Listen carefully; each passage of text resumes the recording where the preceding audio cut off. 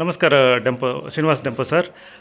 हांव 20 वर्स तुले हांगा वॉलंटियरली आनी आमगे कुलदेवस्थान हांगा अंकोला लक्ष्मीनारायण मामाई तुमकां प्रति साल येतना हांगा पळयता आसता. आमगे वडा पंचमी मागीर शेतचंडी अशें फेब्रुवारीन प्रति आयले तर नोरके तुमी हांगा येवन एक्टिवली म्हळ्यार प्रति टायमार येवन घेवन हांगा सेव देवाल सेवा करता आसत ती. ताजे बग्गे आमकां उलोवंक कळमन आशिल्लें तुमगे लागीं. सो एक 2 उत्तर सांगता आमगेल्या देवस्थाना बग्गे म्हणगे निमून घेता महामाया लक्ष्मीनारायण मामाई देवस्थाना बग्गे. पहिली म्हणजे हांव आमच्या कुलदेवतेक लक्ष्मीनारायण महामाया हाका साश्टांग नमस्कार करता. तशेंच पंचिश्ट देवतांकूय नमन करून तुमी सांगिल्ल्या प्रमाणे आज आमचो एक मोठो व्हड दीस. सगळ्यान ह्या सगळ्या कुळावी भजक जे नागवे संस्थान लक्ष्मीनारायण महामाया टेम्पलाचे जे भजक आसा हांकां हो अत्यंत व्हड दीस. आज तुवें पळयला जवळजवळ 8-9 हजार लोक जेवन गेले.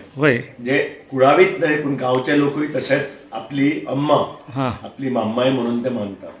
आनी तुमी म्हणल्या प्रमाणे आमच्या घराणेचो कुलदेव लक्ष्मीनारायण महामाया आज्या पासून आजो जेन्ना हांगा देवळाचो अध्यक्ष आशिल्लो ते आज पर्यंत आमी प्रत्येक वर्सा ह्या सणाक आमी येता हांगा येता आनी अत्यंत आनंद जाता. कित्याक तुमच्या सारकिल्ले सगळे कुळावी मेळटा भजक मेळटा.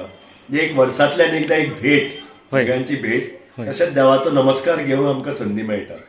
आनी वैशिश्ट म्हणजे हांगा ते वडे काडटात. तेलांतले वडे काडून मागीर चामार सेवा आसता, लोलटी सेवा आसता, इडगाय सेवा आसता. म्हणजे हो एक अत्यंत वेगळो कसो उत्सव आनी ह्या भागान तो अत्यंत फेमस आसा, प्रसिद्धी आसा.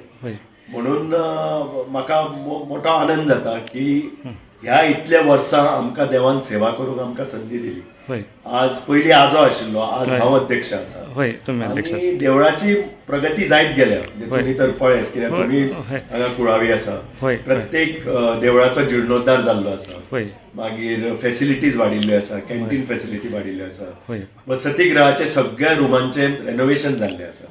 आनी आज नव्या पिळये प्रमाणे नवी पिढी येता आसतना ती एसी सोदता, क्लीन वॉटर सोदता, क्लीन बेड सोदता. म्हणजे ती आमी इमोशन्स धरून लोकांचे आमकां दिसता की आमी हाऊसकीपिंगाकूय चेंजीस केल्ले आसा. अजून खूब काम करपाचें आसा. आतां आमी सद्या छज्जा रिपेर रूफ घेतला. फुडें मातशे रस्त्याची कामां करपाची आसा. जायते सुदारणा करपाची अजुनूय आमची ह्या आसा. आनी आमकां तसो म्हणजे कॉपरेशन मेळटा कुळावा कडल्यान. आज देवाक फायनान्शियल गरज कसलीच नासता.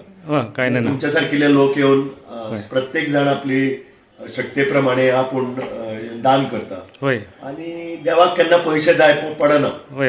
जे जे विचार आमी प्रकल्प येवजिल्ले आसा ते बरे देवाचे दयेन आनी देवाच्या आशिर्वादान ते बरे भशेन आमी पूर्ण करून भारी चांग प्रमाणार जाता आसा. त्यांची भारी खुशी जाल्या. तुमी एक आमी मस्त वस्तुले तुमगेले उलोवंक म्हणून आशिल्लें ती. So this time came and we are very happy. Thank you Srinivas Tempo sir. नमस्कार.